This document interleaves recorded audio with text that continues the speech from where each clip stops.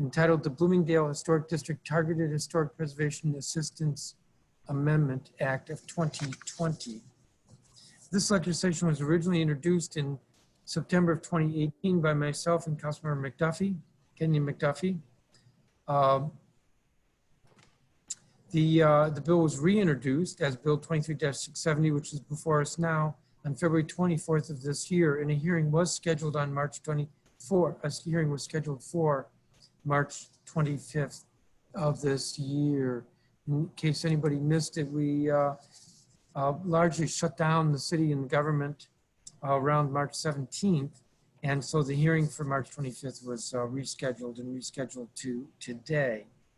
This legislation was also inserted by the mayor in the Budget Support Act as separate legislation, and it was taken out of the Budget Support Act by me because it's more appropriate that it moves separately as freestanding legislation.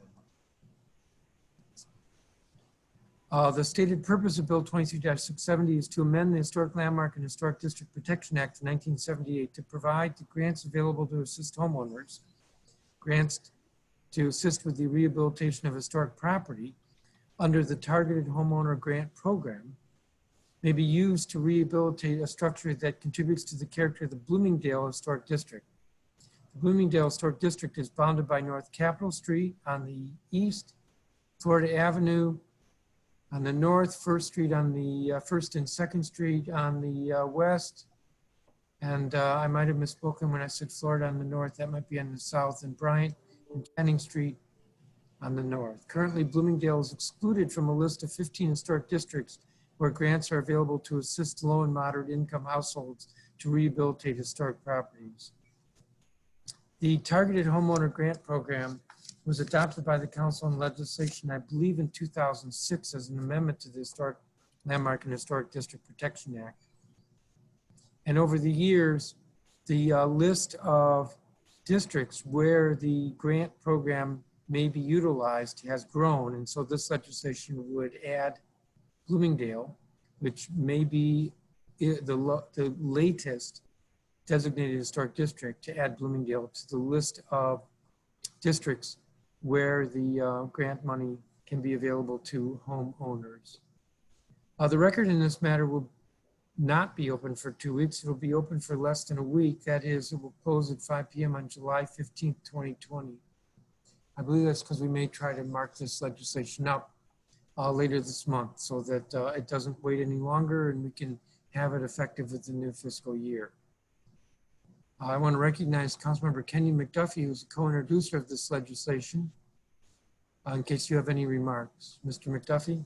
Yeah, I'll make some very brief remarks, Mr. Chairman. I won't be able to stay with you the entire hearing, but good morning to you, as well as Director Trueblood and all the witnesses who are planning to testify and participate this morning. As you know, and I think you stated very cogently, Mr. Chairman, Bloomingdale is currently excluded from the list of historic districts where these grants are available to assist households to rehabilitate their historic properties. And we've heard very clearly and loudly from the residents of Bloomingdale requesting to be included on the list of eligible districts. This bill would give them that opportunity, currently afforded to residents in eligible districts with similar neighborhood profiles and conditions. And this legislation would ensure there's also consistency with the objectives of the comprehensive plan to promote housing affordability while also protecting and enhancing the unique character of the district's historic Bloomingdale neighborhood. Finally, I want to thank the residents and community leaders in Bloomingdale for their continued advocacy, including their efforts to have the historic district designated by the Historic Preservation Review Board back in 2018, I think it was, including really Commissioner Bertha Holliday, who I think has done a lot to really broaden people's knowledge around Bloomingdale and what that neighborhood means and its historic character. So I appreciate everybody's efforts. I appreciate you holding this hearing, Mr. Chairman, and really look forward to working with you to usher this through. Thank you.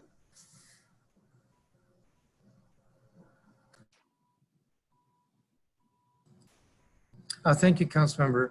I have one witness, but I don't believe that she has arrived. Bertha Holliday. So we'll recognize her if she does join the hearing. So the other witness is the government witness, Andrew Trueblood. Do you want to proceed, Director Trueblood? Yes. Good morning, Chairman Mendelson, Councilmember Mcduffie, and staff of the Committee of the Whole. My name is Andrew Trueblood, and I am the Director of the DC Office of Planning. Today, I am pleased to testify on Bill 23-670, the Bloomingdale Historic District Targeted Historic Preservation Assistance Amendment Act of 2020, which would expand eligibility for targeted homeowner preservation grants to the Bloomingdale Historic District. Under the Historic Landmark and Historic District Protection Act of 1978, the Historic Preservation Office within the Office of Planning manages a program of targeted historic preservation grants to qualified low and moderate income homeowners in 14 specified historic districts and the Wardman Flats Historic Landmark. The program helps keep housing affordable for these homeowners by making non-taxable grants available for home repairs that have sometimes been left unattended for years due to lack of resources. Regular maintenance is important for older buildings, and they often require items such as window replacements or repair of decorative elements, which can be costly for these low and moderate income residents. The grants help prevent home deterioration, improve the physical condition of historic communities, and increase the ability of homeowners, many of whom are senior and longtime residents, to remain in their vibrant communities. The Bloomingdale Historic District, which the Historic Preservation Review Board designated in 2018, is not among the historic districts currently eligible for homeowner grant assistance. Bill 23-670 would give Bloomingdale homeowners the same opportunity as those in currently eligible districts with similar demographic profiles and building conditions. During public hearings on the Bloomingdale Historic District designation, residents expressed concern about the potential impact of historic district on low and moderate income residents, particularly seniors.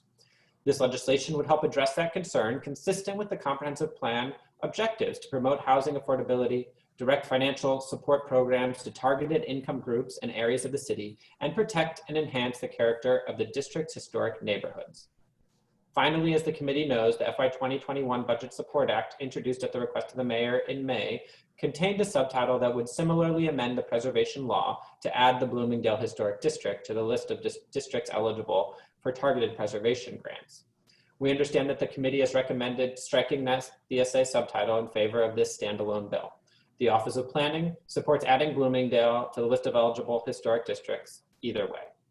This concludes my testimony. I appreciate the opportunity to testify before you today, and I'm happy to answer any questions you may have.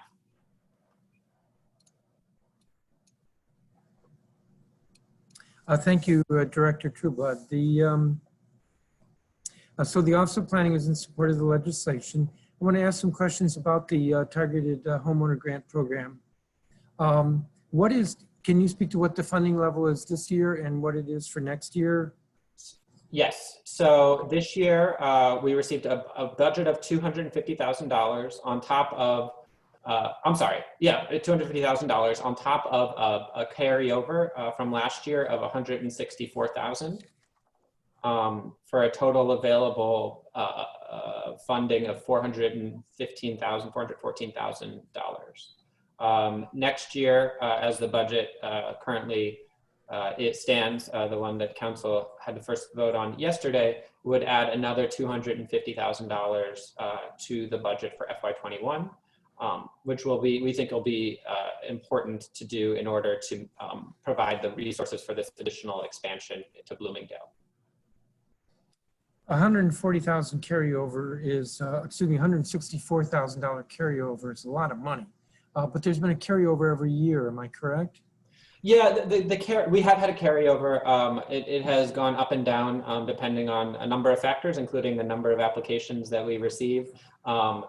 This year, obviously, we've had a little bit of a delay, but we were able to prepare a number of applications so that as construction and as companies started getting going again, we're able to award grants. So we do expect this year we'll have a similar carryover of probably about $150,000. But we'll then, we think, especially with this Bloomingdale expansion, we'll see the demand and the opportunity to expend the money next year, the full money.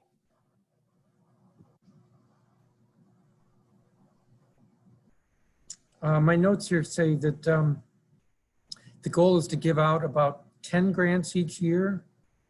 Does that sound right? It depends typically on the size. But yeah, I think typically we try and they're sized about $25,000 to $50,000. And do you know how many grants were awarded in 2019? In 2019, well, I know that we expended 140,000, but I can get you the number of grants. I'm guessing about 7.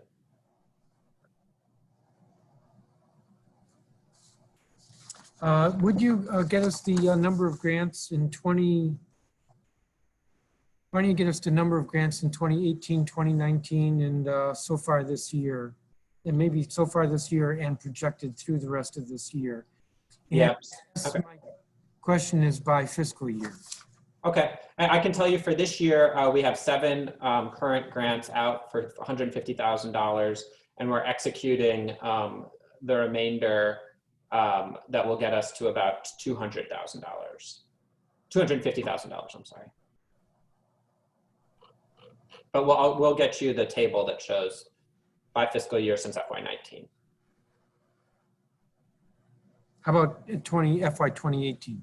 FY 2018, yeah.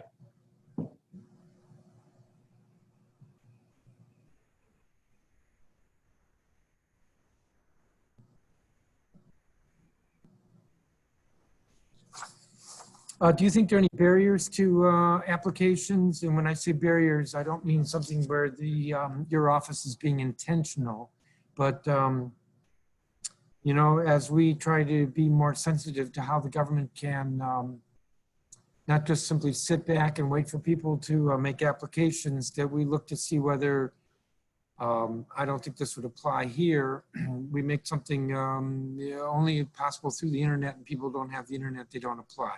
Barriers like that. Do you think there are any barriers that could be addressed that would help more folks access this program? I think anytime, you know, we have government processes, there can be barriers. I would say that we will look at that. I have not heard of concerns, and we actually work very closely with residents. The biggest barrier, to be honest with you, is oftentimes working with contractors and doing that level of work to get a scope and a budget, you know, to figure out to get the right people to do the right things. There's a lot of logistics involved in that's required. And we oftentimes help homeowners through that process. So I think that oftentimes is where we see fallout, where we see someone, a homeowner who might apply but then doesn't follow through. It's because of some of those logistical concerns related to the construction that we've been trying to help residents through. But I think that the question of access and making sure, especially if we're targeting seniors, that they have the ability to apply, and that at least our platforms and technologies are not a barrier is one that we will make sure to review. Are grant applications accepted year-round or only during certain times? I believe I think it's year-round. It is. Yep. There's no deadline.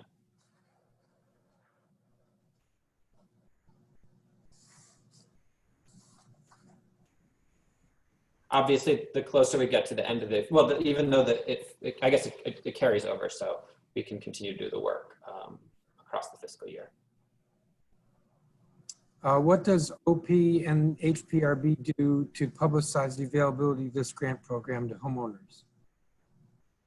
So we, we use all of the methods that we have to reach residents. So we push information out through our social media, through partners, other housing agencies, for example. We have a newsletter, and obviously put on the website. We also have community members, especially ANC members who are plugged in, making sure that they're aware, and community members who are supportive of the historic districts, making sure they're aware. They often can do very targeted outreach. So we, I guess, and then the other thing is obviously like community organizations, working with them and making sure that they're aware as well.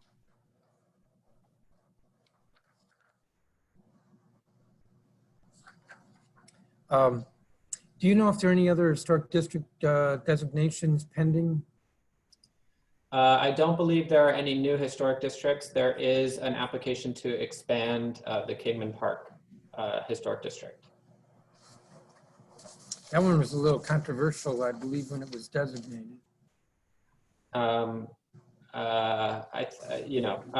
think this is one of the issues that the HPRB determined determined the designation boundaries, and I think there are a group of residents that would like them to reconsider that decision.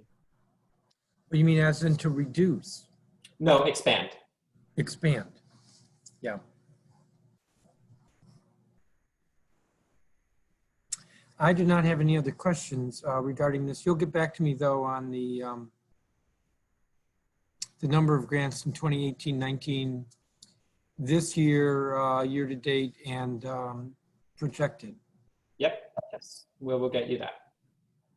Okay. Let me just check with staff. Has Ms. Holliday been able to get on? Then that's going to conclude this hearing. Thank you, Director Trueblood, and appreciate that the executive is in support of this legislation. As I said at the outset, the record in this matter will close at 5 p.m. on July 15th. And we are looking to mark this legislation up. I'm not sure if it'll be at our July 21st or July 28th Committee of the Whole meetings, if there is one on July 28th.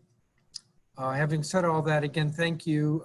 This hearing, well, let me say it's 10:27 in the morning and this hearing is adjourned.